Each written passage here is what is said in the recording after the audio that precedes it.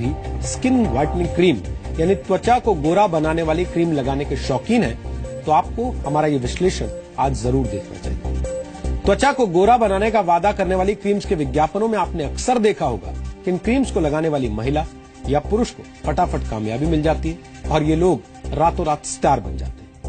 अगर आप भी इस तरह के विज्ञापनों से प्रभावित हैं, तो हम आपको बता दें कि प्रोडक्ट्स आपके शरीर को गोरा बनाने के बजाय आपको जीवन भर के लिए रोगी बना सकते हैं। Delhi institute of pharmaceutical sciences and research ने बाजार में बिकने वाले 11 बड़े ब्रांड्स की क्रीम्स की जांच की। जांच में पाया गया कि सभी कंपनियां अपनी क्रीम में मरकरी यानी पारे का इस्तेमाल कर रही हैं। जिन प्रोडक्ट्स की जांच की गई उनमें तमाम मशहूर ब्रांड्स शामिल हैं। अगर आप इन ब्रांड्स की क्रीम का इस्तेमाल करते हैं तो Delhi institute of pharmaceutical research के मुताबिक आपको कई तरह की बीमारियां हो सकती हैं, क्योंकि मरकरी एक तरह का न्यूरोटॉक्सिन है जो किडनी, लिवर और गर्भ में पल रहे बच्चे को नुकसान पहुंचाता है। रिसर्च में पाया गया कि मरकरी यानी पारा शरीर में जाने पर कैंसर की वजह भी बन सकता है। WHO के मुताबिक क्रीम और साबुनों में पाया जाने वाला मरकरी यानी पारा त्वचा से जुड़ी बीमारियां देने के साथ साथ डिप्रेशन, घबराहट और पेरिफेरल न्यूरोपैथी जैसी बीमारियों का कारण बन सकता है।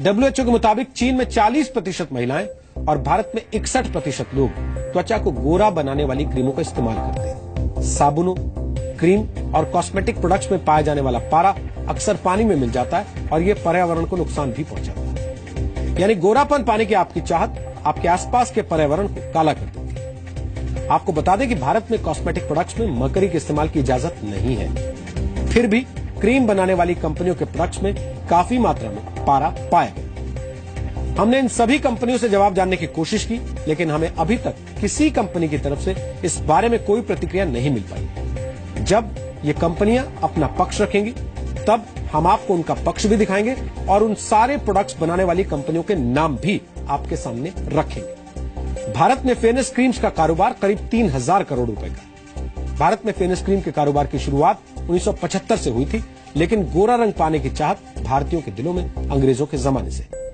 अंग्रेजों को आम बोलचाल की भाषा में गोरे भी कहा जाता और उन्होंने भारत पर करीब 200 साल तक राज किया। अंग्रेजों से पहले भारत में मुगलों का शासन रहा। मुगलों का रंग भी भारतीयों के मुकाबले गोरा था। इसके बाद भारत में जाति व्यवस्था ने भी काले गोरे के भेद को काफी हद तक बढ़ाया। कुछ पिछड़ी जातियों के लोग और गरीबी में जीवन जीने वाले सदियों से कड़ी धूप में कड़ी मेहनत करते आए हैं, जिसकी वजह से उनकी त्वचा का रंग औरों के मुकाबले गहरा हो जाता है। इसीलिए भारत में गोरे रंग को ऊंची जाति और ताकतवर लोगों से जोड़ने की प्रथा भी शुरू हो गई और नतीजा ये रहा कि अब भारतीय लोग गोरापन पाने के लिए किसी भी तरह का उपाय अपनाने से नहीं चूकते।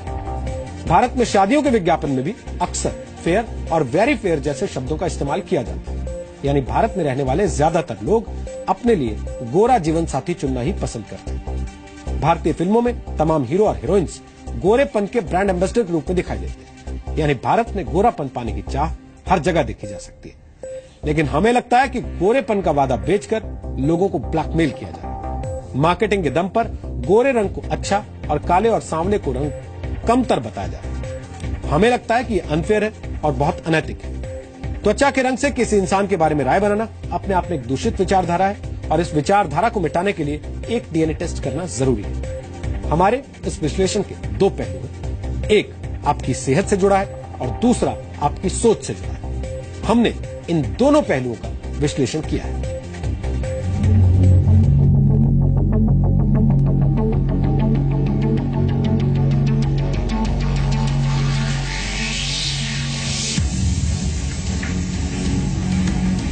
क्या गोरापन पाने की चाहत भारत के लोगों को बीमार कर रही है? क्या ब्रेड, दवाइयों और नूडल्स के बाद फेयरनेस क्रीम आपकी सेहत के लिए सबसे बड़ा खतरा बन गई है? टीवी पर आने वाले विज्ञापनों में त्वचा को गोरा करने वाली क्रीम्स भले ही कामयाबी, अच्छे प्यार और अच्छी नौकरी की गारंटी बन जाती हों, लेकिन सच्चाई ये है कि इन क्रीम्स के प्रति भारतीयों की दीवानगी भारत के लोगों के शरीर और समाज दोनों को बीमार कर रही है। सबसे पहले क्रीम्स के इस्तेमाल से आपके शरीर पर पड़ने वाले दुष्प्रभावों की बात कर लेते हैं। Delhi institute of pharmaceutical science and research ने अपनी एक जांच में पता लगाया कि बाजार में बिकने वाली ज्यादातर फेयरनेस क्रीम्स में मरकरी यानी पारे का इस्तेमाल किया जा रहा है। इंस्टीट्यूट ने बाजार में बिकने वाली 11 क्रीम्स पर एक क्लिनिकल रिसर्च की। जांच में सभी क्रीम्स में मरकरी यानी पारे का इस्तेमाल होने की बात सामने आई। ये पारा बेहद बारीक होता है और शरीर में जाने पर व्यक्ति को किडनी, लीवर की बीमारियां देने के साथ कैंसर जैसे गंभीर रोग भी दे सकता है।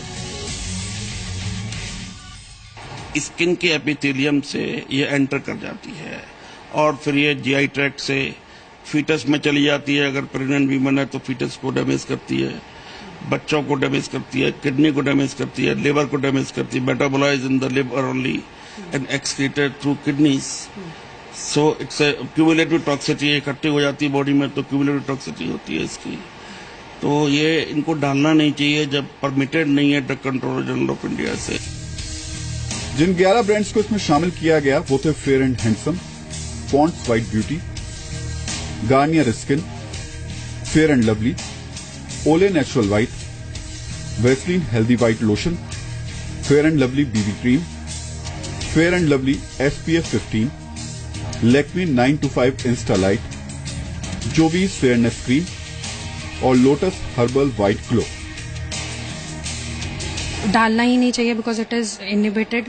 हमारे कहीं भी drugs and cosmetic act, even FDA ने भी 1 ppm की परमिसिबल लिमिट करी हुई है। और अगर ये डाल भी रहे हैं तो एटलीस्ट इन्हें लेबल में मेंशन करना चाहिए, बिकॉज ये मिसलीड कर रहे हैं कस्टमर्स को और ये कस्टमर के राइट्स के अगेंस्ट है। जो भी हमने क्रीम यूज की थी महिलाओं के लिए और जो यूज की थी पुरुषों के लिए जो हमने इस्तेमाल की थी क्रीम, उसमें ज्यादा क्वांटिटी थी मरकरी की, क्योंकि मरकरी की स्किन जो पुरुषों की स्किन होती है वो थोड़ी हार्ड होती है, टफ होती है, तो उसको पेनिट्रेट करने के लिए मरकरी ज्यादा डाली गई है। कंपनी दावा करती है कि उनकी बनाई क्रीम्स लोगों की खूबसूरती को निखारने में मदद करती हैं, यानी ये प्रोडक्ट्स छिपा हुआ गोरा रंग बाहर लाते हैं। लेकिन सच ये है कि ऐसे प्रोडक्ट्स का इस्तेमाल उस सोच को बाहर लाने का मौका देता है जिसमें